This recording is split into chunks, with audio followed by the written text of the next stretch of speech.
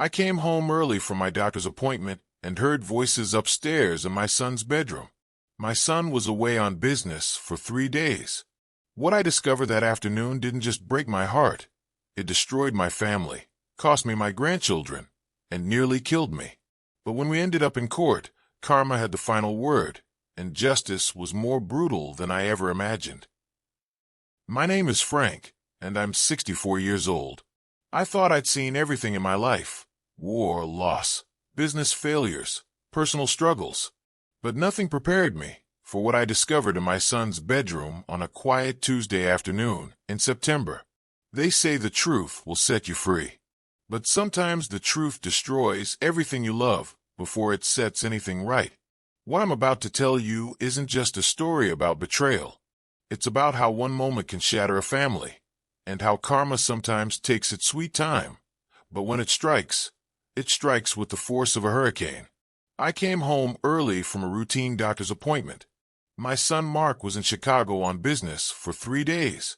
His wife Jessica was supposed to be taking care of their 2 young children while he was away.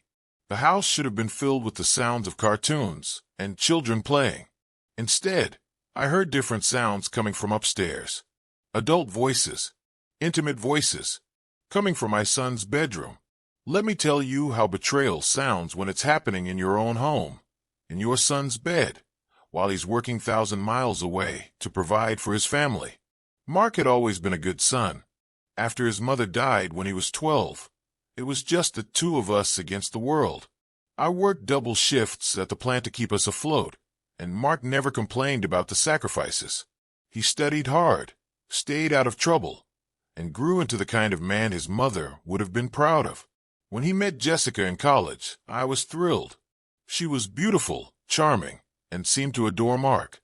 They dated for 3 years before getting engaged, and throughout that time, Jessica treated me like family.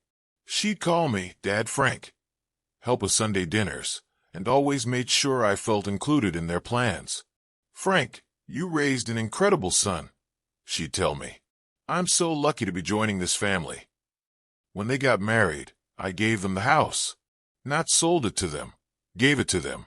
It was the home where Mark grew up, where his mother had planted the rose garden, where we'd built so many memories. I thought it was perfect. They'd have a place to start their family, and I'd move into the small apartment above the garage so I could still be close to help with grandchildren. "Dad, are you sure about this?" Mark asked when I handed him the deed. "This house is your life." "Son, houses are just buildings. Family is what makes them homes. I want you and Jessica to fill this place with love and laughter like your mother and I did." Jessica cried when I officially transferred ownership. "Dad Frank, this is too generous. We can't accept this." "You're not accepting it," I told her. "You're earning it by making my son happy and giving me beautiful grandchildren to spoil." Within 2 years, they had Emma and little Jake. My world revolved around those kids. Every morning, I'd come downstairs from my apartment to have coffee with Jessica while the children ate breakfast. I'd help with bedtime stories, weekend trips to the park, and babysitting when Mark and Jessica wanted date nights. I thought I was living the dream, a close, loving family all under one roof. Mark was thriving in his job as a regional sales manager, traveling frequently, but always coming home to a warm family. Jessica seemed happy being a stay-at-home mom, and I felt useful helping raise my grandchildren. But I was about to learn that sometimes the people closest to you are the ones harboring the biggest secrets. Looking back, there were signs I should have noticed. Jessica started paying more attention to her appearance, buying new clothes, spending time at the gym she'd never shown interest in before. She'd get text messages that made her smile in ways that seemed different. "Jessica, you look great," I'd tell her. "All that working out is paying off." "Thanks, Dad Frank. I just want to feel good about myself, you know? Mark works so hard, and I want him to be proud of the wife he comes home to." That seemed reasonable.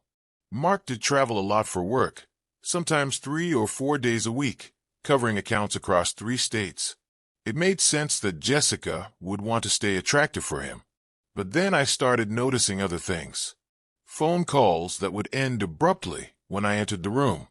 Jessica suddenly volunteering to run errands that had never interested her before. New clothes that she'd wear when Mark was traveling, but never when he was home. "I'm just exploring my style," she'd explain when I complimented a new dress. "Being a mom doesn't mean I have to look frumpy." The children started mentioning things too. Innocent comments that didn't seem significant at the time. "Mommy had a friend over yesterday," Emma told me one evening while I was reading her a story. They were talking in her room for a long time. "Oh, what kind of friend?" "A man friend. He brought flowers."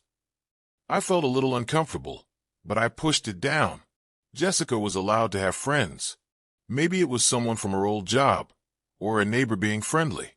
Mark had always been secure in their relationship, never jealous or controlling. I didn't want to be the suspicious father-in-law who saw problems where none existed. But the comments continued. Jake, who was only 4, mentioned a nice man, who sometimes came over to play cards with him when Daddy was traveling. Emma talked about how Mommy would make special dinners on certain days, then tell them they had to play quietly upstairs. "Dad Frank," Emma said one afternoon while we were working in the garden, "why does Mommy's friend have to leave before Daddy comes home?" That question hit me like a cold slap. "What do you mean, sweetheart?" "Well, sometimes when Daddy's coming home from his trips, Mommy gets really busy cleaning up and her friend has to leave really fast. She says it's because grown-ups have different friendships, and some friends are just for when certain people aren't home." Different friendships. Friends who had to leave before her husband came home. The pieces were forming a picture I didn't want to see. I started paying closer attention. Jessica would check Mark's itinerary obsessively, always knowing exactly when he'd be leaving and returning.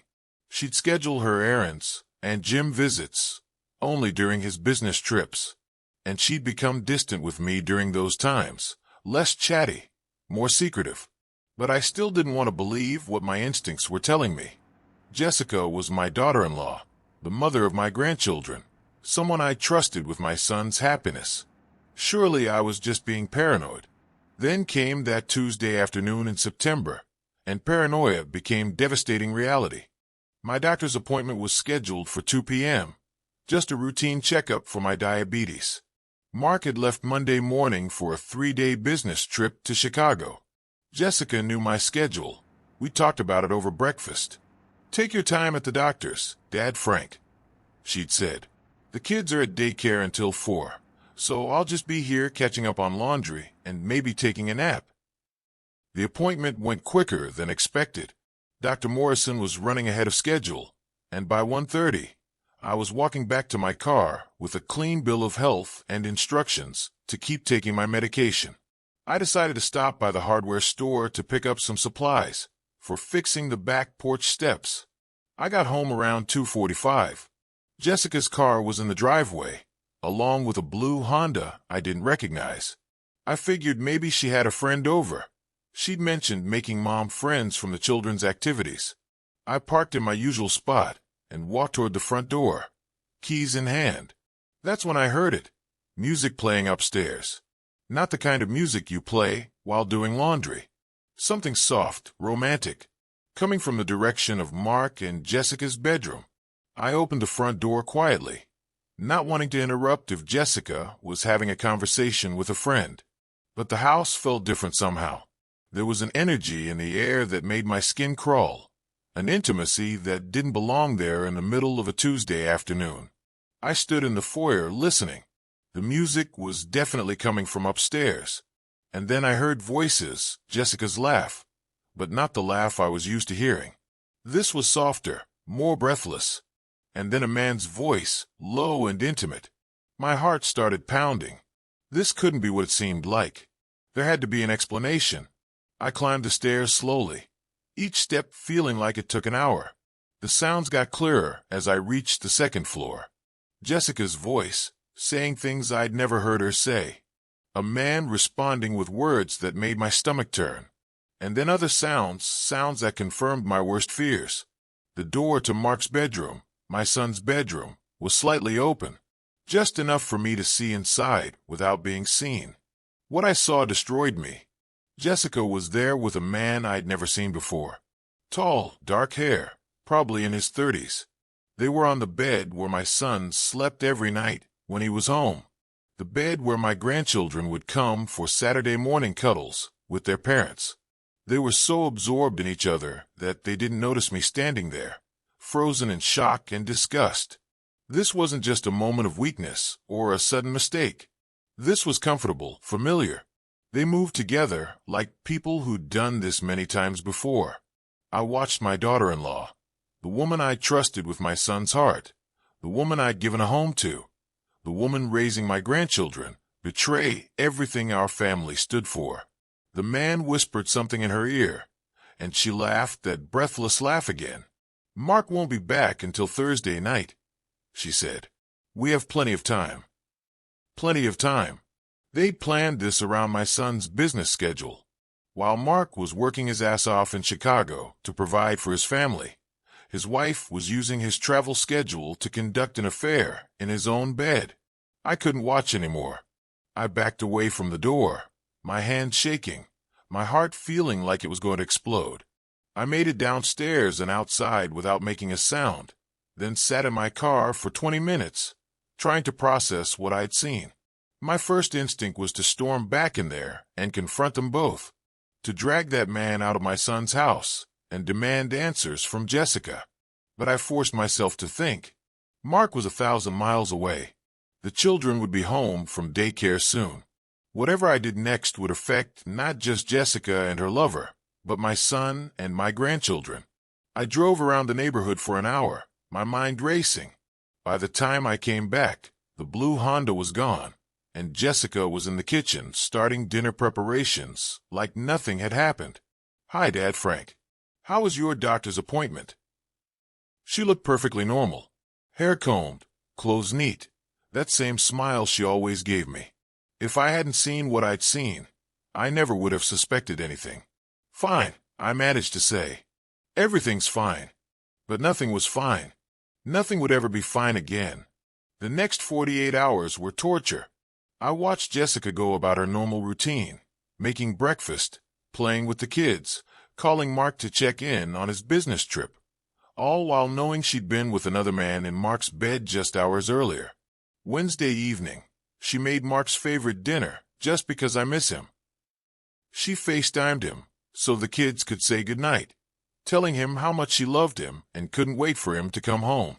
I watched her lie to my son's face while he smiled from his hotel room in Chicago, exhausted from a day of client meetings, trusting completely in the woman who was destroying him behind his back. "Dad, you look tired," Mark said when Jessica pointed the phone toward me. "Are you feeling okay?" "Just the usual old man aches and pains," I lied. "Take care of yourself up there, son." "I will. Love you, Dad." "Love you too, Mark." After she hung up, Jessica turned to me with that same innocent smile. "He works so hard. I just want everything to be perfect when he gets home." Perfect. She wanted things to be perfect while she was cheating on him with another man. That night, I didn't sleep. I paced my apartment, agonizing over what to do. Mark deserved to know the truth, but how do you tell your son that his wife is betraying him? How do you destroy a family, even when that family is already being destroyed by lies? And what about the children? Emma and Jake adored their mother. Would knowing the truth help them? Or would it just shatter their innocent world? I thought about confronting Jessica privately, giving her a chance to confess to Mark herself or end the affair. But I'd seen how comfortable she was with deception. She'd been lying to all of us for months, maybe years. What made me think she'd suddenly develop integrity? By Thursday morning, I'd made my decision. I couldn't keep this secret. Mark had a right to know what kind of woman he was married to, what kind of mother his children had. But I also couldn't just drop this bomb without proof. If Jessica denied everything, it would become my word against hers, and that would tear the family apart without resolving anything. I needed evidence, and unfortunately, I knew exactly when I'd be able to get it. Thursday afternoon, Mark called from the airport. His flight was delayed, and he wouldn't be home until late that evening instead of his original 6 p.m. arrival time. I watched Jessica's face when he told her about the delay.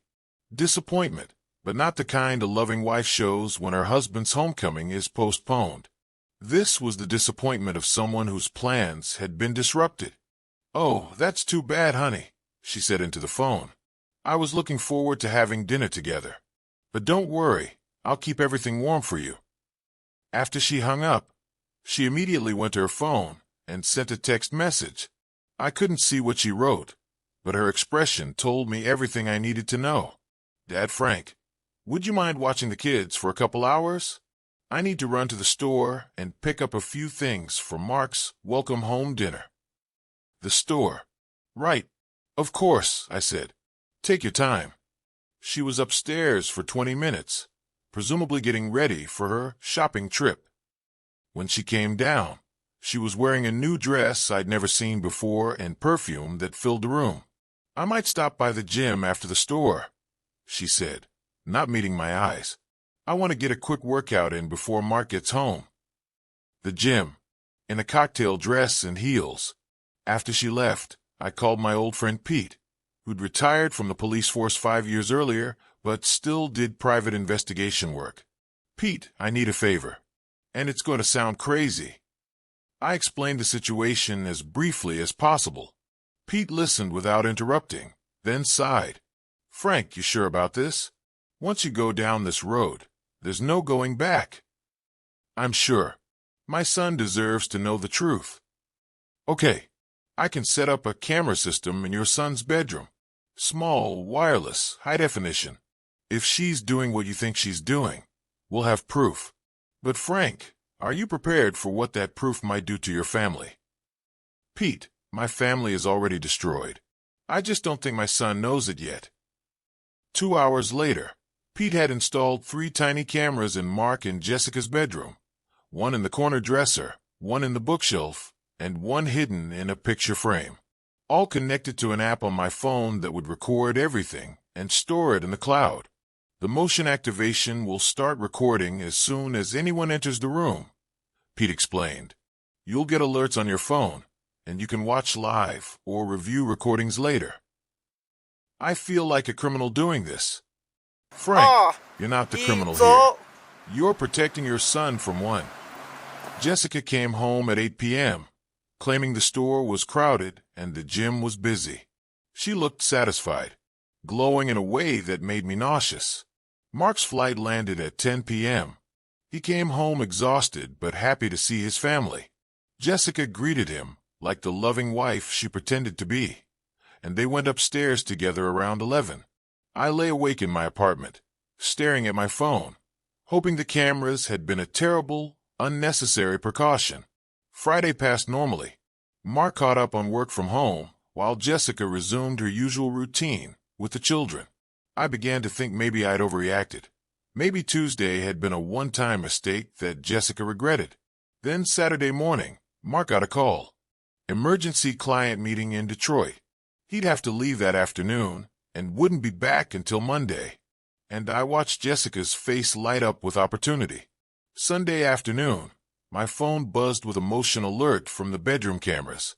Jessica had just entered the room with the same man from Tuesday.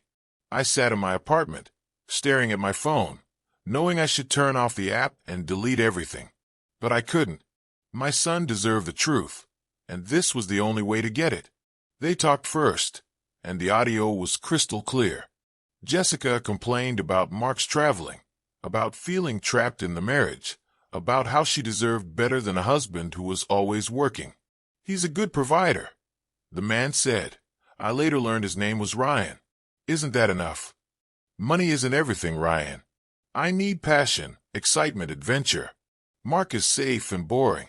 He comes home, plays with the kids for an hour, watches TV, and falls asleep. That's not a life." Safe and boring. She was describing the man who worked 60 hours a week to give her a comfortable life, who adored his children, who'd never given her a reason to doubt his love. "Well, I can give you excitement," Ryan said, "but you know this can't last forever. Eventually, you'll have to make a choice." "I know. I'm just not ready yet.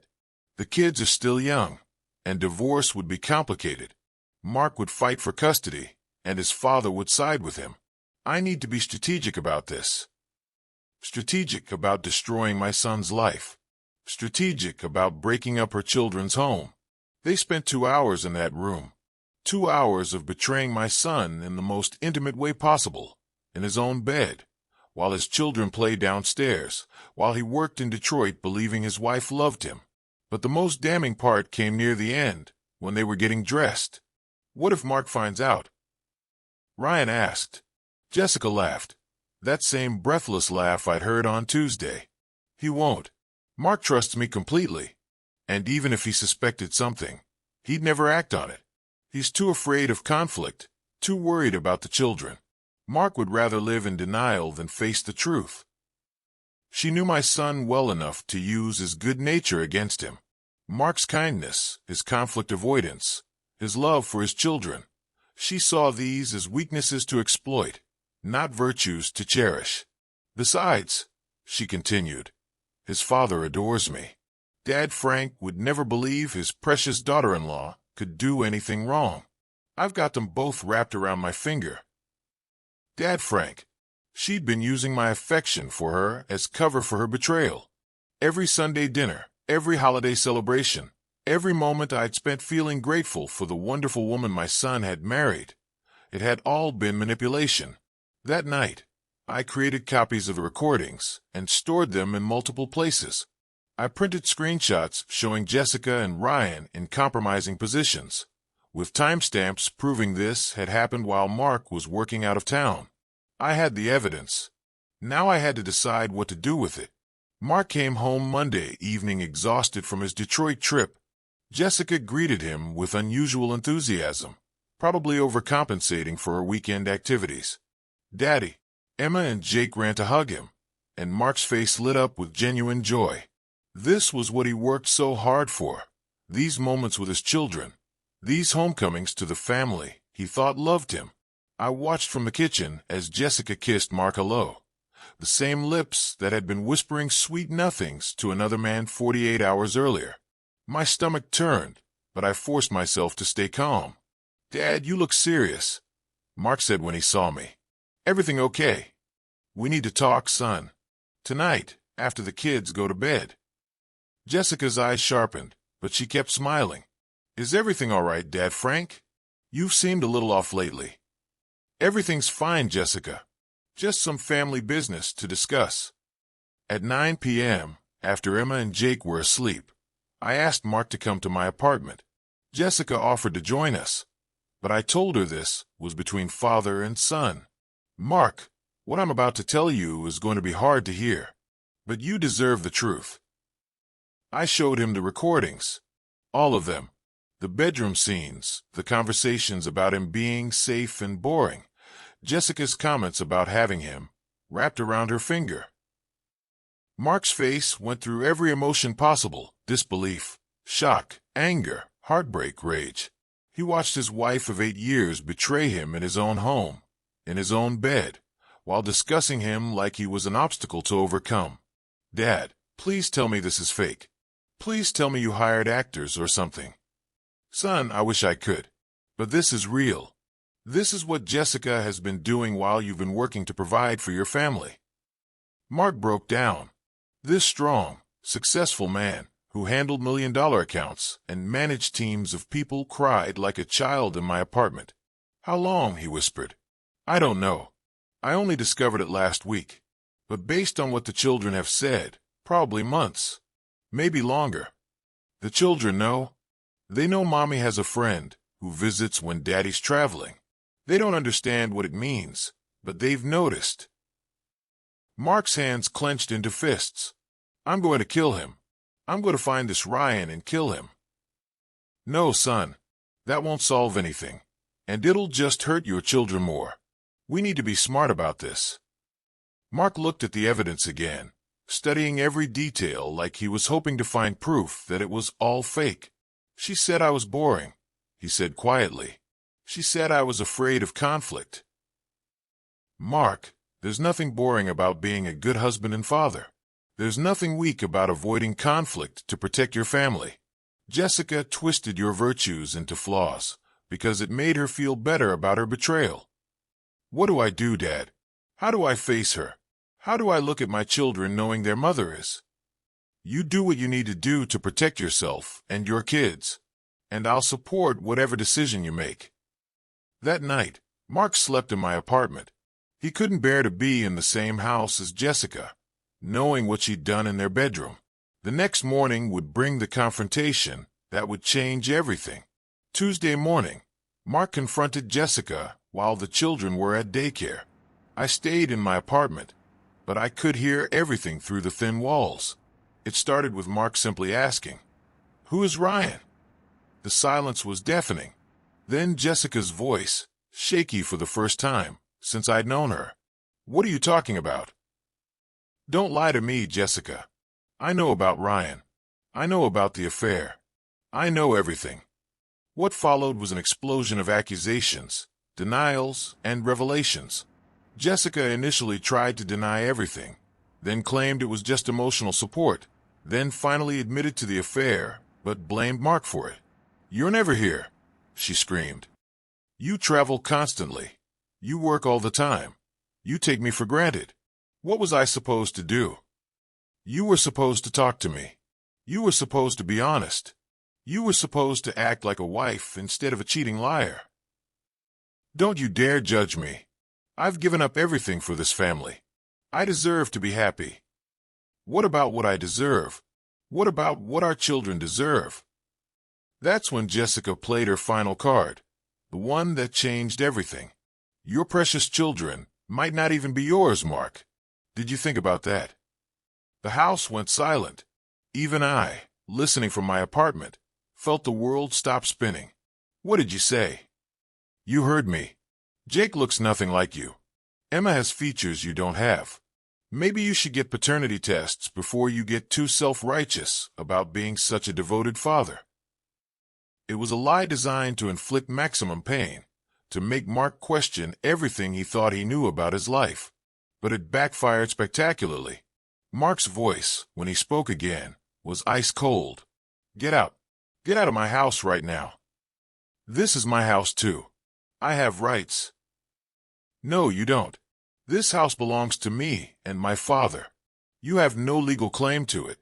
And after what you just said about my children, you have no moral claim to anything in this family. You can't throw me out. I'm the mother of your children. The mother who just suggested they might not be my children. The mother who's been cheating on their father for God knows how long. Get out before I call the police and have you removed." Jessica left that afternoon with 2 suitcases and a lot of threats about lawyers and custody battles. Mark, heartbroken and devastated, held his children when they came home from daycare and tried to explain why Mommy wouldn't be living with them anymore. But Jessica's war was just beginning.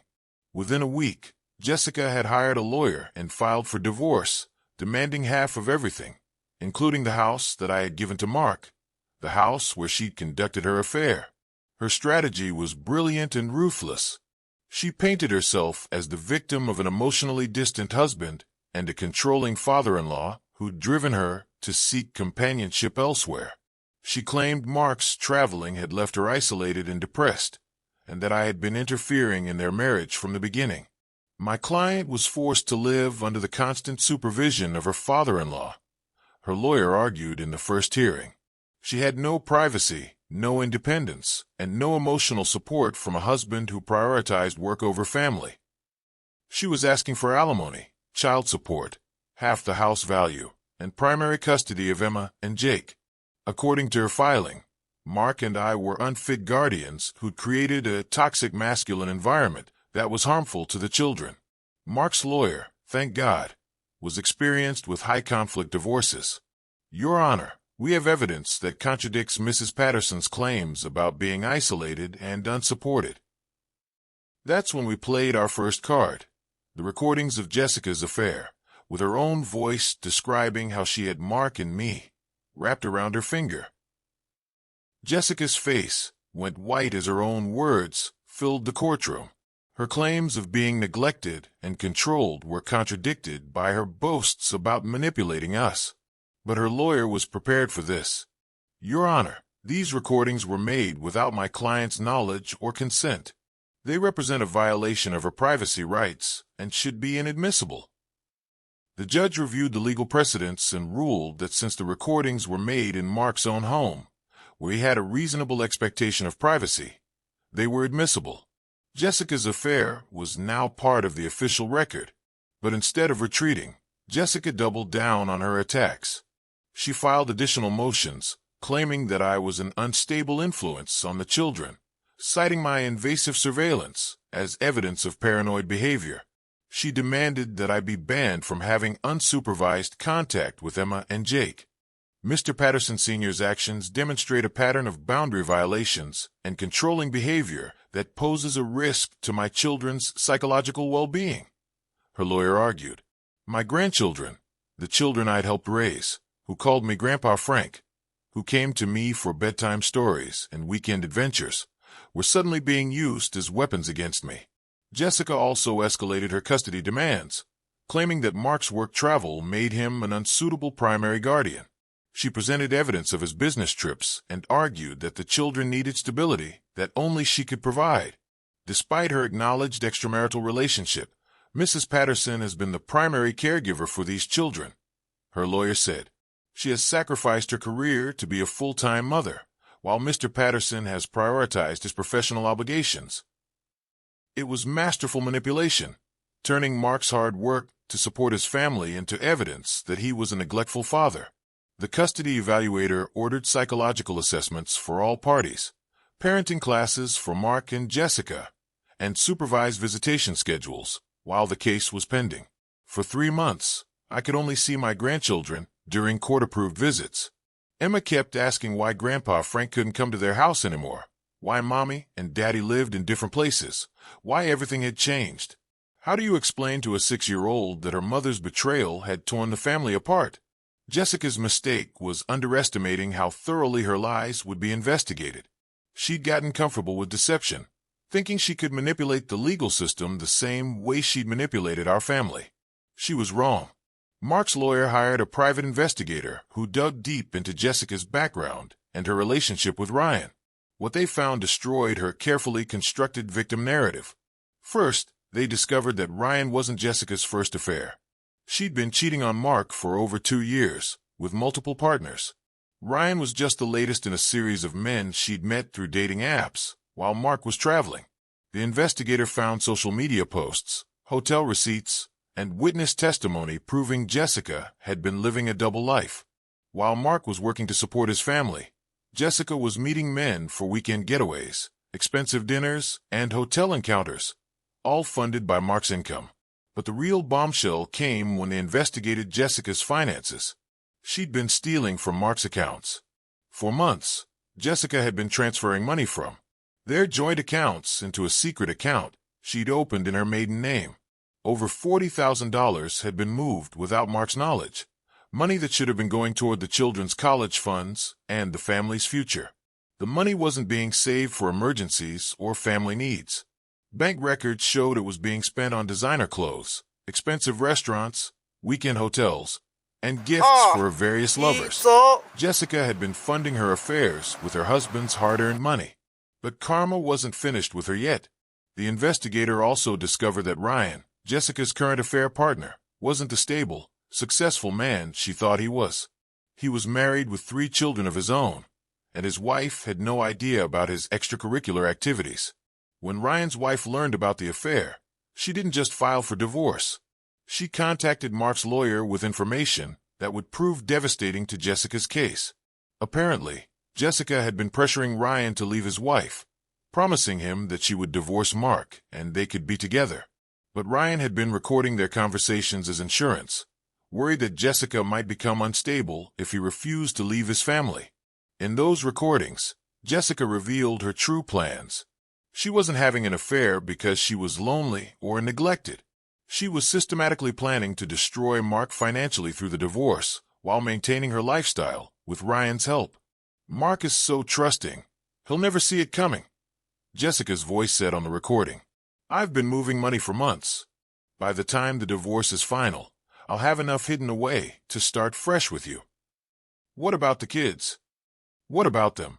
Mark can have them if he wants. Kids are expensive, and they'll cramp our style. I'll take enough alimony to live comfortably, and we can travel, have adventures, actually enjoy life. The recordings revealed that Jessica saw her children as burdens rather than blessings. She was willing to abandon Emma and Jake if it meant she could have the exciting life she felt she deserved. When these recordings were played in court, even Jessica's own lawyer looked disgusted. The woman who'd been arguing for primary custody was caught on tape discussing her children like unwanted responsibilities. But the final nail in Jessica's coffin came from an unexpected source: the children themselves. During the custody evaluation, Emma had innocently mentioned to the psychologist that Mommy's friend Ryan had been staying overnight sometimes, and that Mommy had told them it was their special secret that they couldn't tell Daddy. Jessica had been coaching her 6-year-old daughter to lie to her father.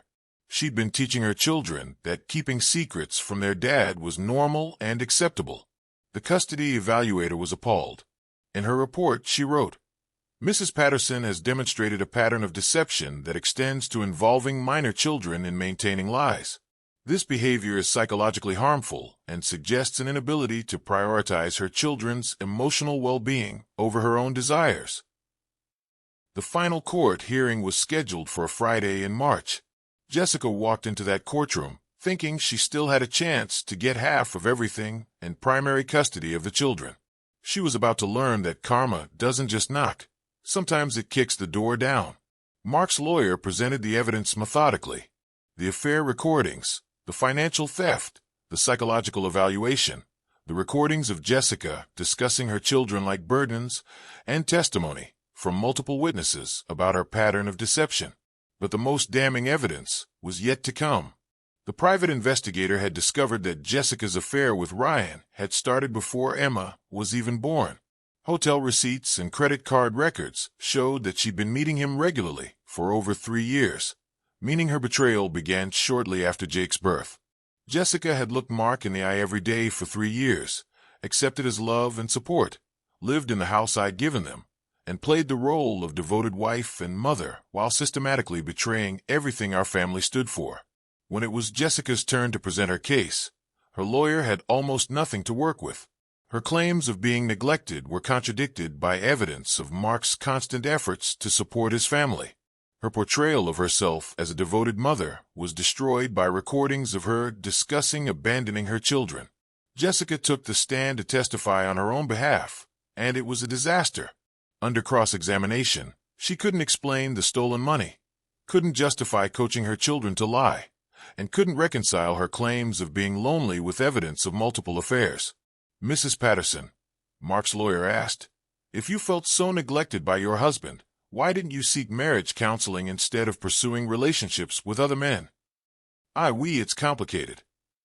"Is it complicated, or did you simply prefer the excitement of multiple affairs to the work required to maintain a marriage?" Jessica's composure finally cracked. "You don't understand what it's like being married to someone who's always working. I deserve better. I deserve to be happy." "And what did your children deserve, Mrs. Patterson? Did they deserve to have their mother coaching them to lie to their father?" "That's not. They don't understand. Didn't you tell Ryan that you'd be willing to give up custody because children would cramp your style?" Jessica looked trapped. "That was taken out of context." "What context makes it acceptable to describe your children as obstacles to your happiness?" She had no answer. The judge's ruling was swift and decisive. Mark received full custody of Emma and Jake, with Jessica granted supervised visitation only. She was ordered to pay child support and reimburse Mark for the stolen $40,000 plus penalties and interest. Most importantly, the judge ruled that since the house had been a gift from me to Mark before the marriage, and Jessica had committed adultery and financial fraud during the marriage, she had no claim to any portion of the property. Jessica walked out of that courtroom with nothing: no custody, no house, no hidden money, and a reputation destroyed by her own recorded words. But karma wasn't finished with her yet. Ryan's wife had filed her own divorce and named Jessica as co-respondent in an alienation of affection lawsuit. Jessica was facing additional legal action that could cost her even more money she didn't have. Furthermore, word of the court proceedings had spread through our community. Jessica's employer, a local marketing firm that valued its family-friendly reputation, terminated her employment after learning about her affair and the custody ruling. The woman who thought she could manipulate everyone around her discovered that actions have consequences, and sometimes those consequences arrive all at once. It's been 2 years since that final court hearing. Mark, Emma, Jake, and I have rebuilt our lives stronger than before. The children see Jessica twice a month during supervised visits, but they've adjusted remarkably well to the new normal. Emma, now 8, recently told me, "Grandpa Frank, I'm glad Mommy doesn't live with us anymore. Our house feels happier now." Out of the mouths of babes, Mark has reduced his travel schedule and found ways to work more from home. He's dating again, a wonderful kindergarten teacher named Sarah who adores the children and treats them like they're her own. She's nothing like Jessica, honest, kind, and genuinely interested in building something real rather than just taking what she can get. "Dad," Mark told me recently, "I know this sounds crazy, but discovering Jessica's betrayal was the best thing that could have happened to us. I was living a lie, and now I have a chance at something authentic." The house feels like home again. Sunday dinners have returned, filled with laughter and genuine affection. Emma helps me in the garden where her grandmother planted roses 20 years ago. Jake follows me around the workshop, wearing the same tiny hard hat his father used to wear. As for Jessica, I hear she struggled to rebuild her life. The alienation of affection lawsuit cost her thousands in legal fees and settlements. Her reputation in our community is destroyed, making it difficult to find employment or new relationships. She moved to another state, but the internet never forgets. Her name is permanently associated with the court records detailing her affair, theft, and abandonment of her children. Sometimes I feel sorry for her. She threw away a good life, a loving family, and 2 beautiful children for what? Temporary excitement with men who didn't really care about her? The illusion of a more glamorous existence that turned out to be empty and ultimately costly? But then I remember her laughing about having Mark and me wrapped around her finger. I remember her coaching Emma and Jake to lie to their father. I remember her discussing her children like burdens that would cramp her style. And my sympathy disappears. People often ask me if I regret installing those cameras, if I wish I'd handled Jessica's betrayal differently. The truth is, I regret that it was necessary. I regret that someone I trusted could betray my son so completely. But I don't regret exposing the truth. Mark deserved to know what kind of woman he was married to. Emma and Jake deserved better than a mother who saw them as obstacles to her happiness. And I deserved better than being manipulated by someone I'd welcomed into my family with open arms. The hardest lesson I learned is that some people are capable of extraordinary deception. Jessica lived a double life for years, playing the role of devoted wife and mother while systematically betraying everyone who loved her. She was so good at manipulation that even I, with decades of life experience, was completely fooled. But I also learned that truth has a way of surfacing, especially when people get comfortable with their lies. Jessica's downfall wasn't just bad luck. It was the inevitable result of a web of deceptions that became too complex to maintain. Most importantly, I learned that protecting family sometimes requires making difficult decisions. Catching Jessica in that bedroom was devastating, but it was also the beginning of freeing my son and grandchildren from a life built on lies. Mark is happier now than I've seen him in years. The children are thriving in an environment of honesty and genuine love. And I have the satisfaction of knowing that when my family needed protection, I found the courage to act. Jessica thought she was smarter than everyone around her. She thought she could use our love as a weapon against us. But she underestimated the power of truth and the strength of real family bonds. In the end, karma didn't just speak in that courtroom. It delivered a masterpiece of justice that gave my son his life back and my grandchildren the honest home they deserved. If you're listening to this, and you recognize warning signs in your own family, trust your instincts. Don't ignore red flags because you want to believe the best about someone. Love should be based on truth, not lies, and family bonds should make you stronger, not more vulnerable. Because when betrayal comes to your home, the question isn't whether you'll survive it. It's whether you'll have the courage to fight back. And sometimes, fighting back means letting karma do what karma does best. Deliver justice when it's needed most.